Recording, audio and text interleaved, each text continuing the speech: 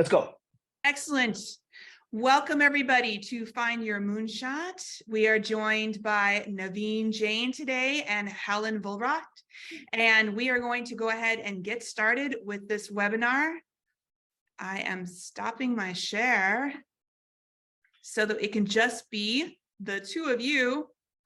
Please take it away. Thank you, Lisa. So today's webinar is a little bit different than the ones we've done previously in the past, given that there's only 2 days left in this year, and everyone is hyper focused on, reflecting on 2022 and setting themselves up for 2023. But today we kind of wanted to just say pause, and before we make those New Year's resolutions, before we think about changing our careers, before we jump into new projects, really asking ourselves, do we have the mindset to create these moonshots? Are we limiting ourselves? Are we following our purpose? Is the purpose we have in mind really our purpose, or is it someone that we think we are? What could we actually achieve if we weren't worried about what might stop us? So who better to walk us through that than Naveen Jain, the Moon Man himself. I've known Naveen for about 6 years now, and I'll say when I first met him, I was someone who made decisions definitely out of place of fear, and I had very high expectations for myself, but very low confidence or belief in myself that I could achieve anything new in areas that I had never been in before. So when I joined Viome, I had every reason under the sun to be intimidated by the company. I didn't have a science background. I didn't have a medical background.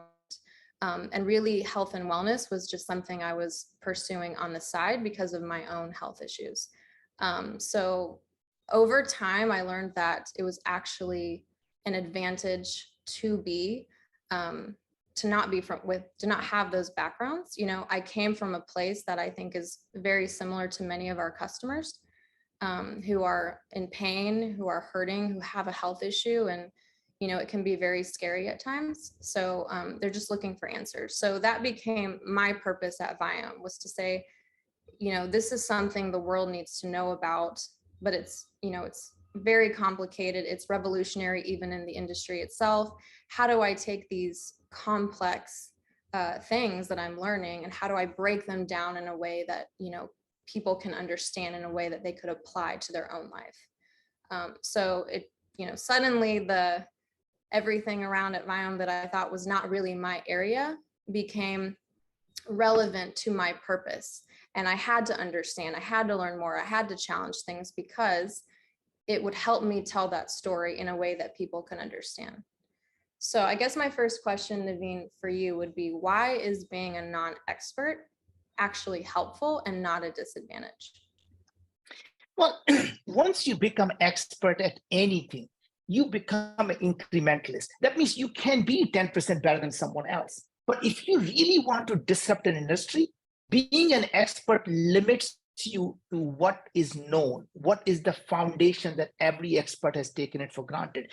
Coming from outside the industry allows you to ask a different question, allows you to challenge the foundation of what every expert has taken it for granted. And that lateral thinking, that new way of asking the questions that have never been asked before, allows you to look at the problem so differently that you can be 100 times better than someone else, rather than just be 10% better than the experts here, right? And that is really the key to actually disrupting. The key to doing something that has never been done before is to really coming from outside the industry, looking in, applying the things that you learn, the skills from one industry into a completely different industry. And what I found that is, having done 6 other companies in completely different industry, the biggest asset that I bring to the table is to be able to look at the problem from a new angle, to be able to really recreate, reimagine, and redefine what experts have taken it for granted. So anyone who is listening to it, don't limit yourself to, how can I do it? I know nothing about it. In fact, you should think and say, hey, The fact I know nothing about it is my biggest asset.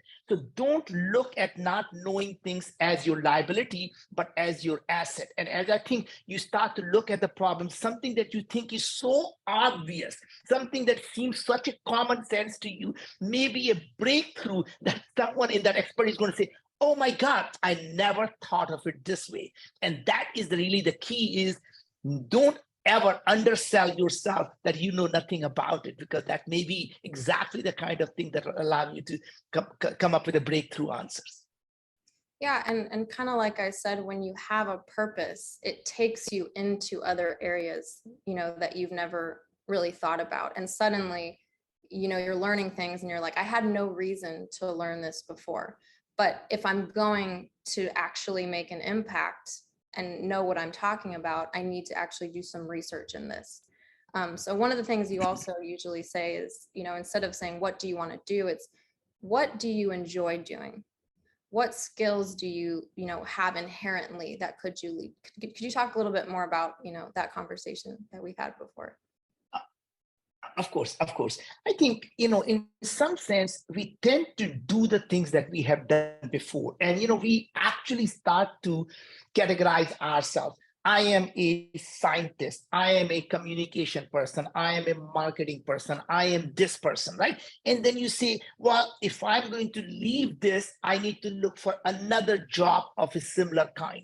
And what I found really is to actually step back and say, if I am a person who is in counseling, well, I am really good at what I do. Don't say that, hey, I need to look for another counseling job. Ask yourself, what makes me really, really good at counseling? And you will learn and say, well, oh, the reason is because I'm a good listener. Good. I am also able to I have empathy towards what person is saying. I'm able to take a lot of different ideas and able to condense them into something that only I can do. And you start to break down what makes you good at your job. And suddenly you say, if I have these set of tools in my tool chest, if I have all these strengths and all these skills, what other jobs can I do with these skills? And suddenly you will say, well, that's exactly what you need for marketing. That's exactly what you need for communication. That's exactly what you need to be an entrepreneur. That's exactly what you need to be doing this job that I never thought is something that actually fits my skills.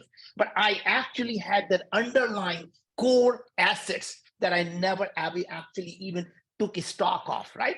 So always find out what is in your inventory, what are the tools that are in your tool chest, right?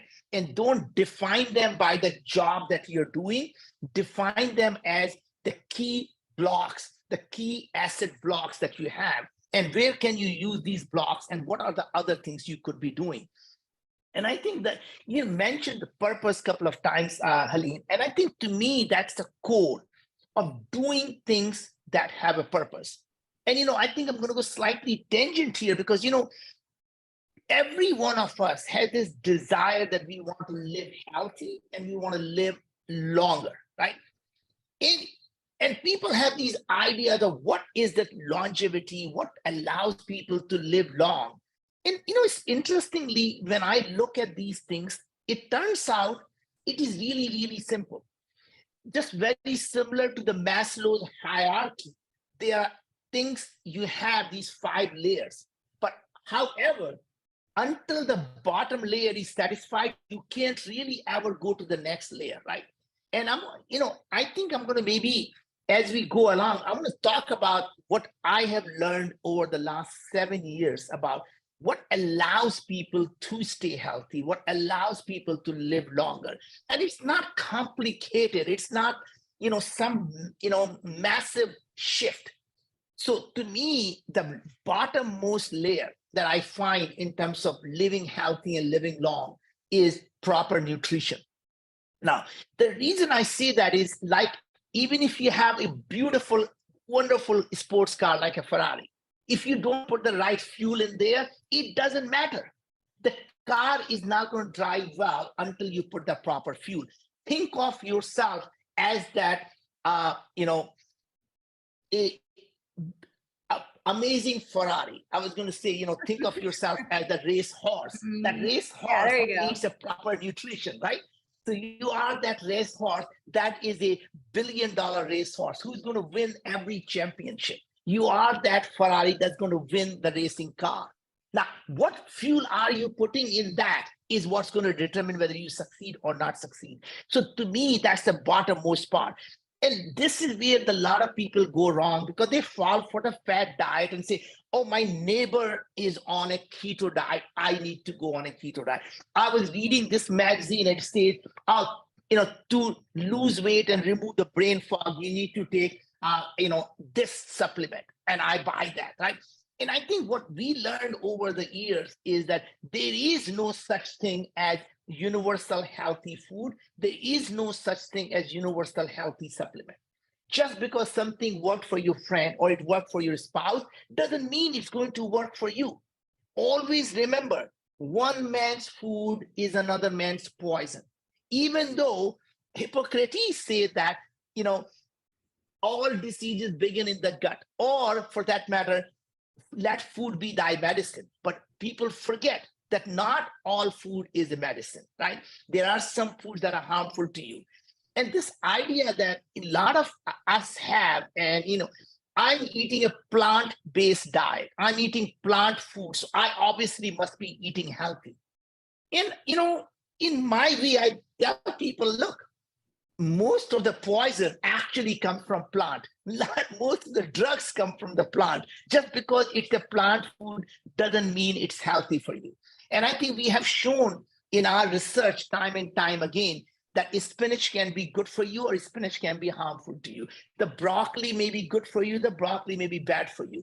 The strawberry may be good for you, strawberry may be bad for you. Similarly, for the supplement, NAD does not help you live long. In fact, now it is clearly shown that NAD or a precursor like an NMN or NR actually can propagate cancer. Right? It can actually be harmful to you if you have high cellular senescence. Turmeric may not be good for you if you have high bile acid. The point I'm trying to make is don't just fall and say, I'm eating healthy. Find out what is that healthy for you.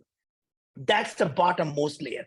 The second layer is just as important. Now that you've gotten the proper nutrition, now you need to do the second thing, which is to reduce the stress. Now, find out what causes the stress in your body. And unbelievable thing is the stress is actually good. Stress is what allows us to survive. Stress is what allowed us to live when we were being chased by the tiger. Anytime there is a stress, our body goes into fight or flight response. What happens in fight or flight response? Our body essentially shuts down all of the non-essential function. What is the non-essential function when you're being chased by a tiger? Digesting your food. The body says you're being chased by a tiger. You don't need to worry about digesting your food because you may be a lunch for someone else very soon. And that's it. It shuts down your immune system. It doesn't need to worry about are you protected against some pathogen. You're being chased by a tiger. Right? So all the non-essential functions shut down. And now you need to find out when you are in this fight or flight response, how do you get out of it? And I think culturally and religiously, we're trying to do things which are now become a second nature. Before we eat food, we say, let's do some gratitude. Let's do some prayer. Why do we do that? It's not because it's a religion or it's a routine. That gratitude and that prayer allows us to move from sympathetic mode to parasympathetic mode. That means moves you away from a fight or flight response into a response where you can actually now relax. So your digestion system is back into the right mode. Your immune system is now protected. People who are stressed know they get sick very often. Why is that? Because their immune system is actually not functioning well. Right? Now, you need to get to the root cause of what causing stress. Sometimes, for many people, it's the work. I mean, their boss stresses them out, their colleagues stress them out. And when they go home, their spouse stresses them out. Now, I'm not suggesting that you leave your job or leave your spouse, but if that really is the source of the stress, you got to really rethink what you do with your life. right? But anyway, so that's really do meditation, do the things that gets you into the parasympathetic mode, get to do the things that allows you to relax. And if going for a walk it is, meditation is it, do that. But that's a stress reduction.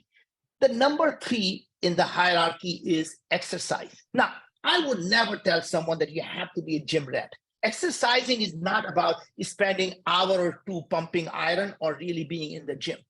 Exercise is very simple. Even if you can get 45 minutes of a fast walk, that's all you really need. Get your heart rate up and leave it there for 10, 15 minutes. That's all it is. To get 30 or 45 minutes of fast walking, and you actually can, it does 80 to 90% of all the benefits you would get from exercise. The 4th part is sleep. The sleep is, again, it is the quality of sleep matters. It's not just the quantity of sleep, but the quality of sleep. So a lot of people say, I need, I'm told I need 8 hours of sleep. Well, it's not 8 hours of sleep. You need to be able to get between 1.5 hours to 2 hours of REM sleep, 1.5 or 2 hours of deep sleep, right? So measure how are you getting your sleep. I have trained my body enough that as soon I work all day, and when I hit the pillow, I'm out within minutes, right? Now, even if I get 6 hours of sleep, I'm able to get a good 4 hours of deep sleep and REM sleep, right? And then 2 hours of light sleep. And that's more than enough for me to be able to function if work 18-hour days, right? And that is the key to getting a quality of sleep. Remember, you can't improve something unless you measure it. So find the device that allows you to track your sleep. Now, I'm being an information junkie, and you can probably figure this out. I have multiple things. I keep my Oura Ring, I have my Apple Watch, and by the way, I have the Withings pad, the sleep pad under my mattress. So that measures my sleep. My Oura Ring measures my sleep. My Apple Watch measures my sleep. I know everything that's happening with that, right? Now, once you've done that, the 5th and the most important part then it becomes is the purpose. And it is clearly shown people who live a life of purpose tend to live 10 to 15 years longer than the people who have no purpose. And having a purpose in your life is so important. This is what keeps you going every day. Ask yourself, what are you willing to die for, and then live for it? And one way to know, are you living a life of purpose or not, is really, really simple. When you wake up in the morning, and if you're like me, that gets up at 4 a.m. every single day, if you're not jumping out of the bed when you wake up in the morning, whatever you're doing, you should quit, because that's not your purpose. Because once you find your purpose, you jump out of the bed with joy. With that purpose, every minute of your life, you think about doing things that you believe are taking you towards your North Star. I was going to say that when you wake up in the morning and if you feel you're doing God's work, that is the kind of purpose I feel I get, the joy in the morning. And every morning when I wake up at 4 a.m., I jump out of the bed with joy, because I say, thank God for giving me that, purpose that actually drives me every single day. So with that, I hope everyone who's listening to it could live a long, happy life. I'm really glad you talked about nutrition as being the core, because I know for me, and I think you remember when I joined and I was super excited, Viome was kind of my newfound purpose, I was going to put all myself into it, but I had such bad anxiety. And I thought it was all mental. I thought everything was just, there was something that I was doing wrong, or I just was naturally anxious. I don't know. But, they wanted to give me medication. But my diet at the time was so poor, I was really not eating. And then when I did eat, I was doing keto. So this was after years of, not eating fat and then eating so much fat, and just my diet was terrible. And after 6 years where I've been doing Viome and doing other things that address kind of that core, that gut microbiome with, meditation and all that, but addressing your health and the amount of the way I can handle stress now is so much different than 6 years ago. And it took time. You know, this wasn't obvious. My body went through many different changes. So it was really, really important. But the whole point is you can't really have full focus on your purpose if you don't have a good diet. You can't handle that next level of stress if you don't have a good diet. So I think it's super important, and I can't stress that enough. So one thing I hear you talk about quite often is how you go about, you know, setting up your next moonshot. So when you're thinking about something that you want to do next, or the type of team that you're going to want to build around you to help support you, what are those key questions or steps that you walk yourself through? That's a great question, Aline, because to some extent, I have created this framework, having done this so many times. Every time I start any company, anything that's worthwhile doing, I ask myself 3 questions. Why this? Why now? Why me? And each one of them have a very, purpose to it, right? Why this is really simple. I ask myself and think, God forbid, I am actually successful in solving the problem that I set out to do. Would it help 1 billion people live a better life? Now, why do I ask myself that question? It's not because I am just a philanthropic person. Of course, we all human beings want to do good in the world. But to me, it also is extremely capitalistic thing to do, which is very simple. If you can find or build any product, any service that helps 1 billion people live a better life, you can create a $100 billion company. But you don't wake up in the morning and say, hey, I want to create a $100 billion company. What should I do? Making money is simply a byproduct of doing things that improve people's life. It's that simple. If you stay focused every day when you wake up in the morning, what can I do right now, today, to make people's life better? That is what allows you to create a great company. And making money is simply, as I said, is a byproduct of it. It is never the end goal. It is never the destination. It is simply a byproduct of doing things, right? So that is my first why this. The why now, and I'll apply this to actually even my most recent company, Wyome, and so at least people can see how I apply these techniques to something very real. The why now is actually ask yourself what had changed in the last 1 to 2 years. But more importantly, what do you expect to happen in the next 3 to 5 years that will allow you to solve this problem at scale? And more importantly, this problem could not have been solved 5 years ago. That means you're really asking yourself, what technologies are you using that will allow you to solve this problem using tomorrow's technology to solve tomorrow's problem, not something using 5 years old, yesterday's technology to solve tomorrow's problem, right? In this framework, another important part that is really key, and I want everyone who's listening to it to be able to apply this to whatever they are thinking of doing, is you never ask yourself how you're going to do something. How is not the part. Imagine you simply ask, what problems have to be solved? What are the mini problems that have to be solved for this big goal that you want to solve, right? So you can say, hey, for example, I mean, in maybe look at completely different industry than say from healthcare, right? I want to go live on in a different galaxy. I'm going to live on Venus. Let's just start with simple. Live on Venus, which is still part of our solar system. And you say, okay, I want to live on Venus. Don't say, oh, that's never going to happen. You simply say, what needs to happen for me to live on Venus? You have to be able to leave Earth gravity to go to essentially leave the Earth gravity to get to the Earth. Oh my God. So, yeah. You leave the Earth gravity. That's the first problem to be solved. The second problem is once you go from Earth orbit, the Earth orbit to say Venus orbit. So that's the second problem to be solved. And the third problem is, how do you land from the Venus orbit onto the Venus surface And the fourth is really, how are you able to now make a sustainable living once you are on Venus, right? These are really the four problems that have to be solved. And you start to look at this stuff and saying, well, leaving the Earth gravity, we have done that many, many times. We call them a rocket. That problem is check mark solved. Next thing is going from Earth orbit to the Venus orbit. We know we have been to Mars. We know we have sent actually the orbiters to actually outside our solar system.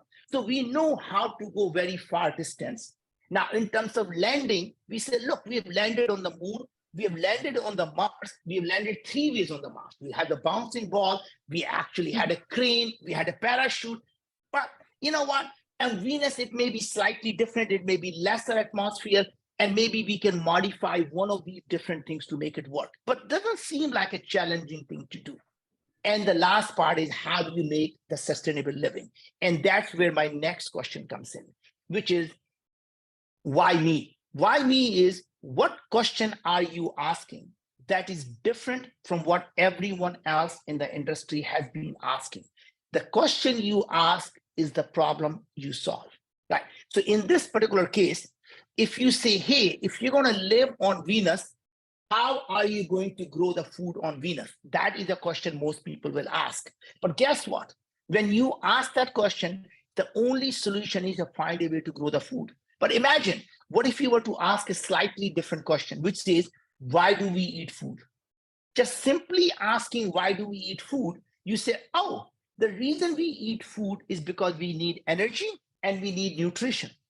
Now, what are the different ways we can get energy? Well, suddenly you say, well, the plants get energy from photosynthesis.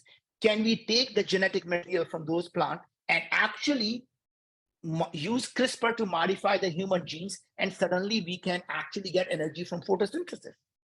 Now, well, guess what? There are many bacterial species that grow in radioactive nuclear waste. And what does that mean? These bacterial species have found a way to protect their DNA from radiation, but more importantly, they have also figured out how to use the radiation as a source of energy. Now, can we take a genetic material from those bacteria, modify ourselves, and suddenly we are now protected against the DNA, protected against the radiation, and also get this energy from the radiation? Now, imagine in the evening, you're saying, hey, honey, do you want to go out and pizza? You can say, honey, do you want to go out for a walk and get some radiation? And that may be the source of energy for us, right? Suddenly asking a slightly different question allows you to solve the problem in a way that was never solved before. And this is really the beauty of all these things are, how do you do that, right? And that's literally how we started to think about Viome. The question we asked differently at Viome that no one has asked before was very simple. Everyone in the industry was saying, hey, to solve the human health problem or solve the chronic diseases problem, you have to know your DNA. And it occurred to us that DNA does not change when you develop obesity. It doesn't change when you become diabetic. It doesn't change when you have heart disease. It doesn't change when you have depression. It doesn't change when you have anxiety. It doesn't change when you have Parkinson's or Alzheimer's, or on and on and on. Now, if we don't, in fact, even if you die and somebody were to measure your DNA 10 years after you die, it's still the same DNA. Remember, we can still look at the DNA of dinosaurs. If DNA can't even tell you you're dead or alive, how will it ever tell you you're healthy or sick? And that was the fundamental breakthrough. Remember, I am not a scientist. I am not a doctor, but I do remember my high school biology, and which was simple. The DNA does not change. And what really changes all the time is RNA. In fact, mRNA, or the non-coding RNA. So we fundamentally say, what if, instead of measuring DNA, what if we could measure RNA? Because we know the RNA is what allows your body to actually act very differently. And in those days, Helene, I did not know how to explain this DNA and RNA until I actually looked at for myself and I said, oh, I know what. Every part of my body is identical DNA. You look at my hair, you look at my skin, you look at my eyes, you look at my finger, look at my nail, identical DNA. Then why is it we don't have the eyes growing on my finger and the nails growing on my hand. The simple reason is because the same DNA, when certain genes are underexpressed and other genes are overexpressed, it becomes your hair. When the different genes are overexpressed and different genes are underexpressed, that means a different RNA, that become the eye. That means same genes can express differently and they can become hair, eyes, skin, nails, anything. Now, that is literally what it is. Your DNA is like an alphabet and your RNA is the story you're writing. And what we are looking at, Biome, is what story are you writing? Because once we know what is changing, we can say, oh, you're moving towards becoming diabetic, or you're moving towards a person who's going to have heart disease, or you're moving towards a person who has depression, or you're moving towards a person who is unfortunately may have heart disease, right? And for that, and cancer. Right? That was the first part. The second question was, I, being an information junkie, as I told you before, I read a lot. I probably read 20 books, and I probably read several hundred research papers. And I went to Dr. Google, and I start typing diabetes and microbiome. I start, you pick a name, cancer and microbiome, cancer therapy and microbiome, Parkinson's and microbiome, Alzheimer and microbiome. And I was just absolutely shocked to see every single disease is actually connected to microbiome. And for a second, I had this idea of eureka, I found the problem. And that's when I asked myself, you must be the biggest moron. Because if everyone believes in the same thing, and there are 10 companies that are doing the microbiome testing, why is this problem not getting solved?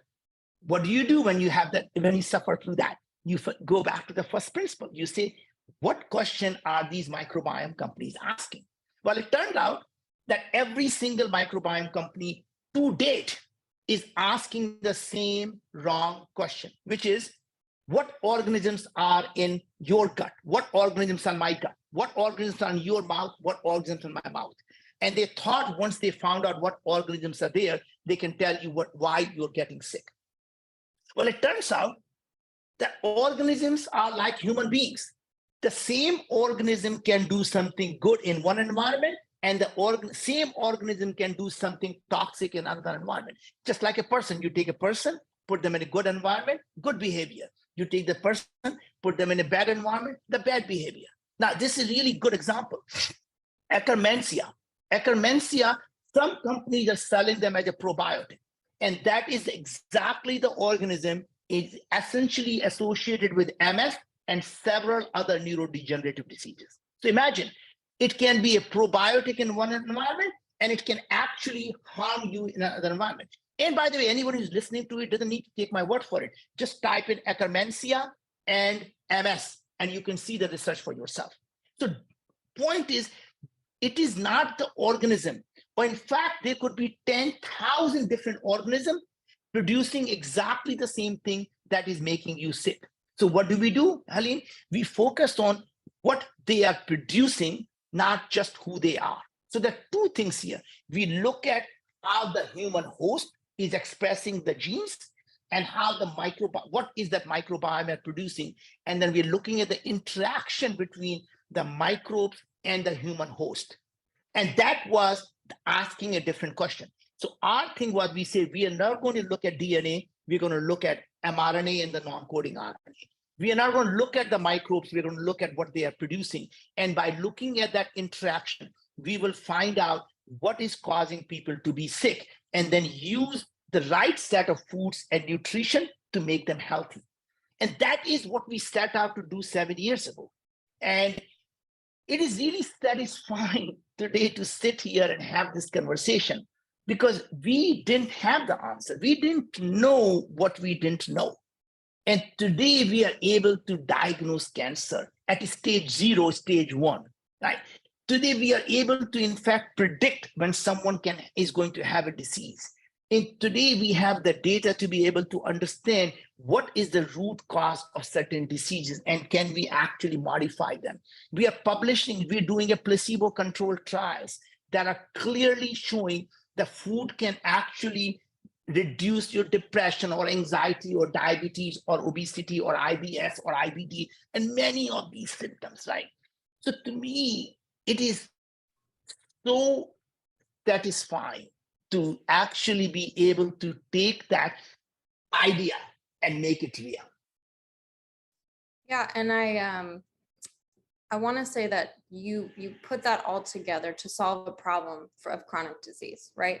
But to people who don't have chronic disease, you're still dealing with health issues. You know, you're still dealing with symptoms that are manifesting that are not quite there yet.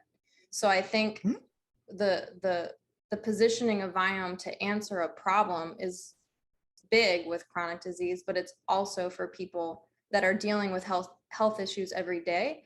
And, you know, on the internet, there's so much information. There's so much, there's opinions, there's this study was done over here, there's this over here. You know, like you don't really know what to believe. So one thing, even before I joined Viome as an employee, what resonated with me was the fact that finally someone like me who had such a fear of food, because I was so in control of, you know, this is what I need to eat because this is how it affects me. And I thought I was thinking scientifically, but, you know, something like Viome allows you to see what's going on in your body. So you can kind of cancel out that noise and just find that signal and say, okay, I am my own best baseline. What's going on in my body? How can I see it improve over time? So that to me is a huge benefit of Viome. That's, you know, chronic disease is a huge mission and we're on our way, but I think there's tons of people that can benefit from this kind of information, especially with this. Helene, I really like what you did, what you said here, because by the time we see the symptoms, it's already too late. By the time we become diabetes, it has been going on for 15 to 20 years. The Parkinson's starts 20 years before you see the first symptom. It starts in your gut 15 years ago, 15 years before you see the symptom. So don't wait for the symptoms to show up. Symptoms are a sign the body is already broken, just like your car. Now we have, you know, what we have is the early signal, early engine detection light. You don't wait until your car stops driving and say, oh, looks like my car is broken, right? And when your car is broken, you go to a car mechanic. In our case, when we get broken, we end up in ER. That is not what you and I want to do. So what really is, we need to be able to build these signals when actually we can start to say, look, you may not be seeing any symptoms, but you're starting to see inflammation chronically in your body. It is a matter of time whether it becomes a diabetes or heart disease or depression or anxiety or some other disease, but it's starting to happen. So if you want to prevent or if you want to stay healthy, you have to act before you see the disease. Now I want to move away from this topic, Helene, and maybe I want to actually go back to our moonshot conversation again. What is it that stops people from, you know, finding their moonshot or actually implementing their moonshot, right? A lot of people who have big dreams have massively great ideas, but they are afraid and they look at themselves and say, well, I don't think I can do it. It is too big, right? What if I fail, right? And I want to, there are a couple of points I want to make here. And one is, it is easier to actually do a big idea than to do a small idea. And let me expand on that, because it's just such counterintuitive thing to think. When you have a big idea, guess what happens? The best and the brightest from the industry want to work on helping you solve that problem. The best and the brightest want to work on the toughest problem. The people who are successful, they want to become significant. They need to work on something that's legacy making. That becomes their legacy of solving that problem, right? So when you tell someone, for example, when I started the company, we said, look, imagine living in a world where being sick is truly a matter of choices we make every day and not a matter of bad luck. That was such a big idea that can we actually empower ourselves so that we don't have to be sick. With that idea, I was able to find, again, I don't know how to do this. I was able to find the technology for this at Los Alamos National Lab. I was able to get that hand on that technology, even though it was being developed for biodefense work. They were willing to give it to me because they realized that what I'm doing could fundamentally change the lives of 8 billion people on this planet, right? So once I did that, I was able to hire the chief scientist who actually worked on this technology, Dr. Vucic, Dr. Momo Vucic, actually joined me. I ended up calling the head of IBM Watson to say, we need a best AI person to actually work and make sense of this data. Dr. Guru Banwar, who was the head of IBM Watson Research, ended up joining us. We, as you know, recently we hired the global head of R&D from GSK. But the point was, as we started to build these, some of the most amazing people, because they all wanted to work on this problem that could change the lives of people, that could change the trajectory of how humanity is going to live. Every venture capitalist start calling and say, hey, why are all these people joining you? What are you doing? And when you tell them this vision of what if this was possible, every one of them wanted to give you money. And suddenly you had a team, you had the money, and you had an idea. It all started with thinking about something so crazy, something so big that people thought I was crazy. And that's the thing. Dream so big that people think you're crazy. And never be afraid to fail. You never fail as an entrepreneur. Your idea that you start with may or may not work, but every idea that does not work is simply a stepping stone to a different idea and a bigger idea. So remember, the only time you fail in life is when you give up. Everything else is just a pivot. So that's really one concept. The second concept is, as in your life, whether you are an entrepreneur or you're doing anything in life, there are going to be ups and downs. And that is really learning to embrace that ups and downs is the key. And the way I am able to find myself living is, I see as an entrepreneur, I need to be alive. What makes me know that I'm alive is I have a heartbeat. What does that heartbeat look like? It goes up and down and up and down and up and down. And when it is smooth, you're dead. Why would you want to live a life that is smooth like a dead person? So when you are looking for a smooth life, you're looking and asking for to live a life of a dead person. Right? If you live a life that goes up and down, all you have to do is know when you are down, the next beat is going to be up. All you have to do is hunker down and wait for the next beat to be up. But the key is, when you are on top of that beat, never become too arrogant, because you know the winter is coming and winter shall come, right? And that's the thing. Never settle for a smooth life, because living a smooth life is living a life of a zombie, living a life of a dead person. So be alive. Go out and do things that bring you joy. Find something that brings you so much joy that you're willing to jump out of the bed every single minute of your life. So that's a good point. Today, especially, we always talk about on social media, everyone's putting their best face forward. So as an entrepreneur, you're kind of more under the spotlight with more pressure on you to be successful, and people are not really willing to put failures out there. So how do you keep yourself motivated when you feel like things are extra hard, or the world is, going through what it's going through, or which I've kind of seen us, we deal with it at Viome a little bit, when you're really ahead of the curve, it's hard because not everyone has caught up there yet, right? So you're kind of standing there on your island going, I promise it's really great over here, and the whole world has to kind of shift. And it's a lot, it's why we're disrupting so many industries, because people have thought about things the same way for so long. So how do you stay motivated to keep fighting for that mission when, things get real tough? Yeah, and I think it's really interesting is that, you have to first of all redefine what success means, right? Success is not about how much money you have in the bank. Success is about how many lives you're improving while you're still alive, right? So to me, I define success simply about how many lives are we impacting positively every single day. When we are doing something, if you know you're improving people's life, That is the motivation that drives every one of us. As you know, there is never a day that goes by we don't get 10 emails, 100 emails a day when someone says, thank you for curing my daughter with eczema. Thank you for saving my wife's life because she has been suffering for so long with IBS.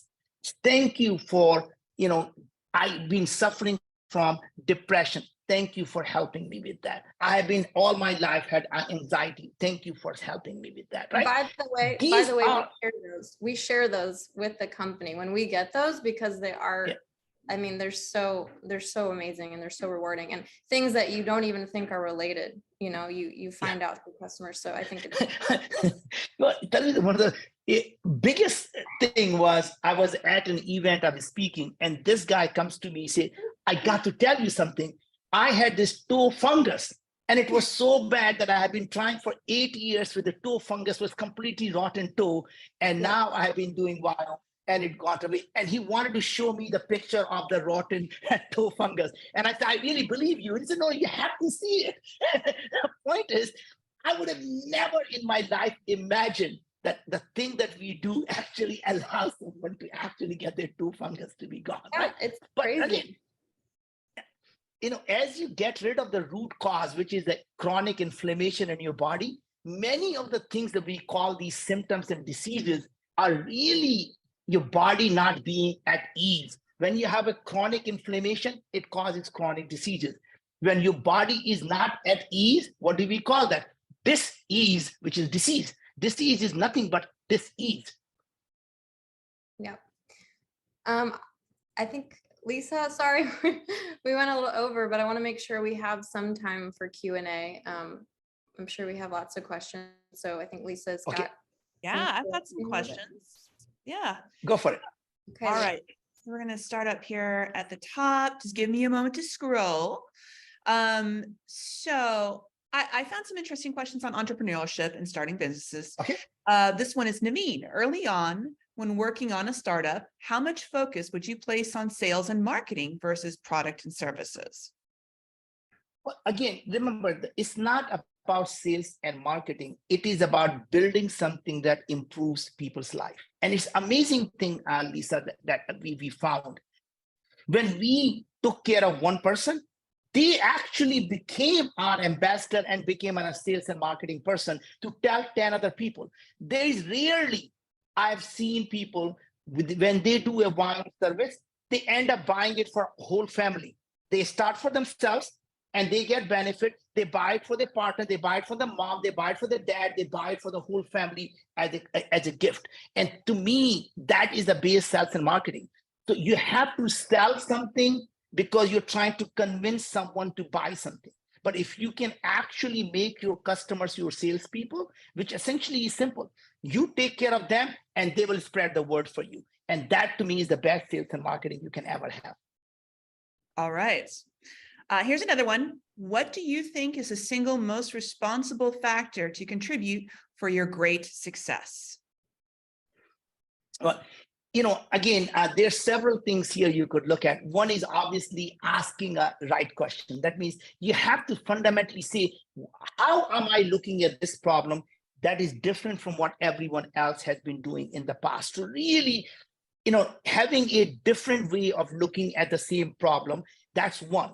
And the second thing really in terms of it is, I would say, is timing. And now the reason I say that is a company, even in the great idea with the wrong timing, ends up failing. And the way we do that, the timing thing getting right is remember, why now? Why now is about, is the time now? So really asking yourself those three questions, why this, why now, and why me, really is the key to almost everything I do. And literally I apply that principle to everything I do.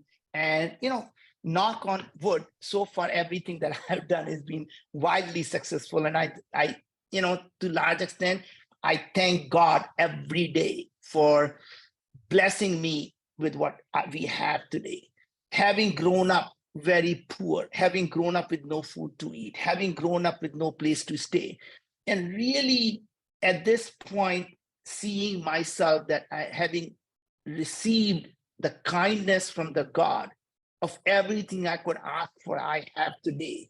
I dedicate my life to actually solving the problems that improve other people's life, because I feel the society has given me so much. Society has uplifted me from when I needed them. And that is what drives me every day. There is no amount of money I make that's going to change my life. But guess what? Dedicating my life of next 10, 15 years of my life to solving this problem may improve the billions of people's life. And that is what drives me every single day. Fantastic. Thank you. Here's another question. For people who don't yet have access to people who can solve huge problems, how do you recommend they get access and or exposure without ideas being taken? Oh, I think, to be honest with you, if your only asset is your idea, then you may as well not do it, because the minute you actually launch it, it's going to be gone. The thing is, you have to have a better execution. And there has never been a better time in the human history than today, where it doesn't matter what part of the world you live in, you have access to the same group of people, access to the same amount of capital, access to the same amount of research, whether you're sitting in India or whether you're sitting in US. You can be anywhere in Ukraine, or you could be in anywhere in Europe. You have access to the same group of people. You can work remotely. So that, to me, the access to talent, access to research, and access to capital. Capital is not patriotic. Capital flows wherever the opportunities are. And to me, I actually always post my ideas even before I start. Hey, I am thinking of working on chronic diseases. My thinking is these problems can be solved if we can have enough data about these people and we can use AI. Am I missing something here? Who else want to join me in solving this problem? Like, and any one of us can do that. You can post that on social media. Remember, ask for help. I find saying I don't know is your biggest asset. I don't have to be the know-it-all. I'm the person when somebody walks in and he says, oh, you need to be looking at RNA. And I was the first person to say, RNA? What is RNA? And then they had to explain me. And honestly, I went to Khan Academy, and we were working on the mitochondria thing, and I'm like thinking, I don't want to be that dumb to not even know what mitochondria is. I'm literally in Khan Academy. What is mitochondria? What is ATP? What is this electron pathways? And I was literally going and learning the basic biology facts, right? The point I'm trying to make is that all the knowledge that you need is available to you. Go to YouTube, go to Khan Academy, you can learn anything you want, and go ask for help. I'm the guy who walks up to anyone who is willing to talk to me and say, hey, how would I do this? I'm struggling with this. What should I do? And people are so willing to help you if you genuinely ask for their help. All right. Let's see. I do want to, before I give you one last question, Naveen, where can you be reached on social media if people want to reach out to you and ask you another question, or, like on LinkedIn? Of course. Yeah.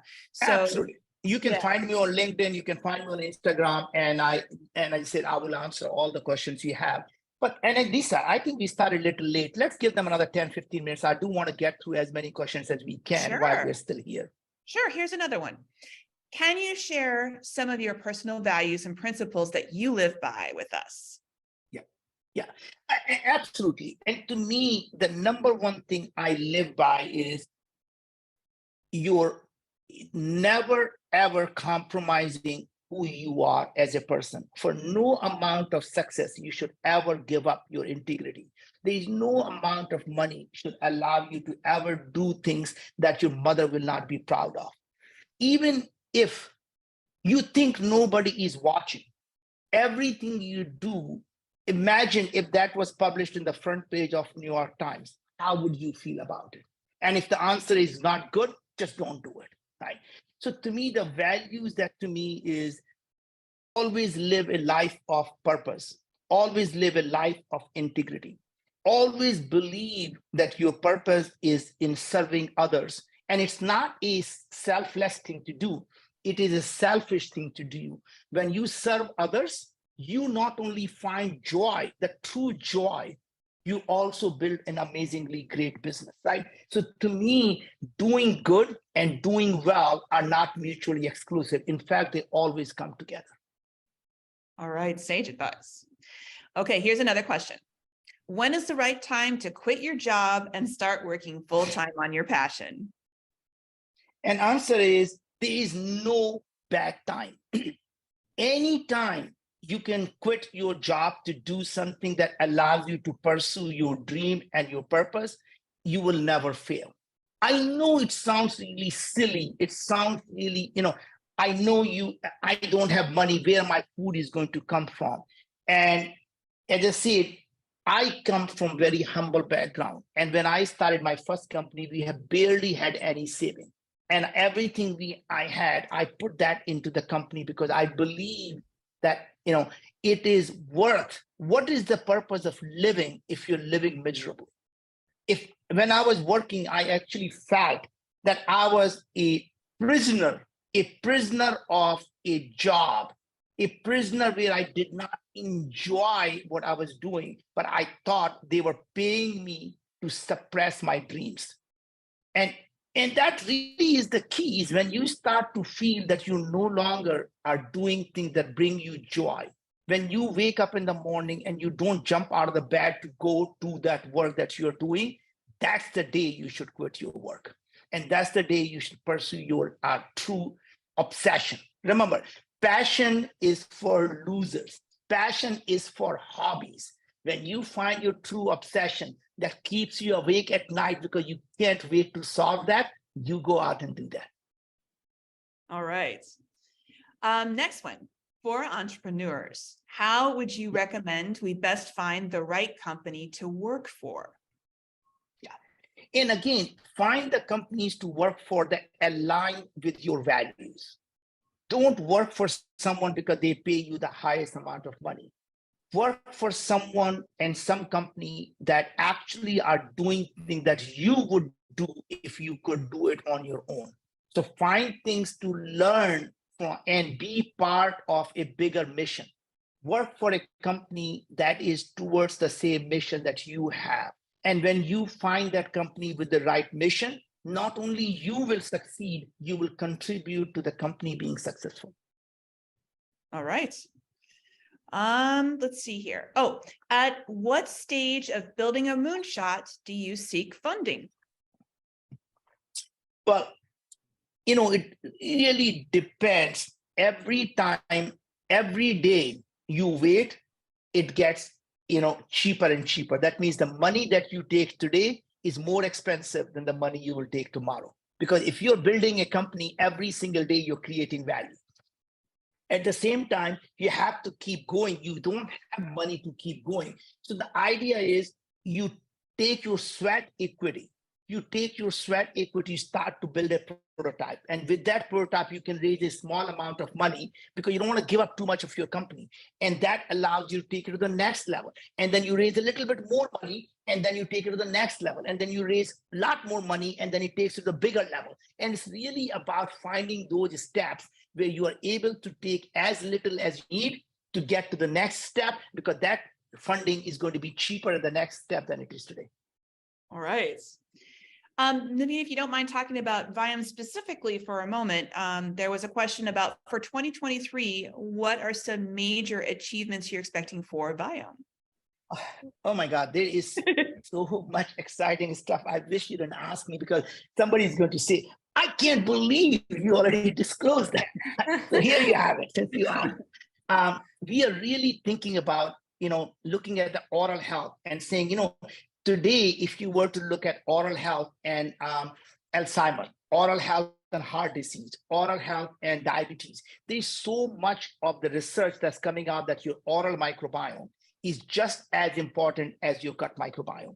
So we're really thinking about how do we adjust your oral microbiome. So we're going to launch an oral health test, and we're going to build the personalized products just like we did with supplements and probiotics. What if they could be personalized toothpaste? What if they could be the personalized oral lozenges. What if they could be the personalized products even for your skin? So what if you could do a skin microbiome and come up with a personalized skin from each individual? What if you can look at the scalp microbiome and really start to think about a personalized shampoo, personalized conditioner, personalized hair care products, right? And really start to look at what can be personalized for each individual as we learn more and more about that. We want to look at early diagnosis. You saw that we are able to now detect stage 0 and stage 1 cancer in your mouth and throat. Now imagine if we can do that for pancreatic cancer, the colorectal cancer. What if we can do that for other diseases like IBD? What if we can do that for other life-threatening, or at least the diseases that really compromise our quality of life? And what if we can diagnose them very, very early while they're still curable? And these are the kind of things that we really believe takes us a step closer to our mission of creating a world where sickness is truly a matter of choice. Awesome. Exciting news, exciting news. Next question. What are your thoughts on building a service-based company and evolving it into a software company later? This is too specific, and I don't know specifically what service and what software, but in general, the companies that are, if you mean the services, consulting services, the answer is yes. Even the software actually is the old model. You want to really build what we call the software as a service. So really the right way of doing it is to really make it, rather than selling consulting services, rather than selling software, to sell the software as a service, the SaaS model, where you are able to actually charge as they eat. Right. So instead of selling the Microsoft Office as a software, now you can actually have Office 365 where you use and pay every year. Right. And that's the kind of things that I think is going to be the most successful, is neither the software, not a service, but a software as a service. All right. Helen, I want to jump in here and ask you, do you have an additional question for Naveen based on all the material that he's talked about here today? Well, I thought it would only be fair, and he might say he already answered this with my own, but I think it's only fair that you kind of give us your 2023 moonshot. Yeah. Maybe your personal moonshot, not Vine related. Don't flip it back on me. This is your question. Right. So, to me, my moonshot is still the same that it was last year. I want every single year, every single day, I ask myself, am I better today than I was yesterday, spiritually, emotionally, intellectually? And really making myself better every day is really my moonshot. Now, at the end of the day, my moonshot really is to serve the humanity to be better. And, to large extent, today it is about doing that through healthcare. But someday it may be about agriculture, it may be about education. But my ultimate moonshot remains the same, which is, how do I take what I know and how do I take my set of skills and really serve the humanity to give back what I have received from the society? And whether it is today with healthcare, whether it is, it used to be about going to the moon, or tomorrow it may be about fixing education system, or really about having agriculture that is sustainable, and or energy, or for that matter, climate change, on and on and on. There are a lot of things. The world is never going to run out of problems to solve. Fair. All right. I think we are at an end. Lisa, we probably should cut it off. Thank you to everyone who, joined us in this holiday week for this hour. I hope that you got something out of it. And we will see you at our next webinar. Lisa will probably let everyone know that date when it happens, but yes, I will. Also, hey, I just want to jump in, and we do have a discount code because we appreciate so much everybody attending and listening to the advice that Naveen has. I have a discount code for our full body intelligence kit. It's code Dream Big, one word, DREAMBIG, and you get an additional $50 off your full body intelligence test kit, so you can get one and try it out today. And that's Lisa, yes.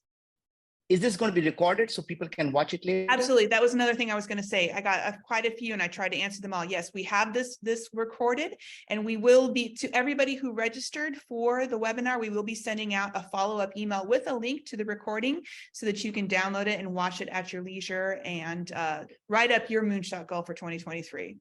All right. Any last And words? I want to thank you, everyone.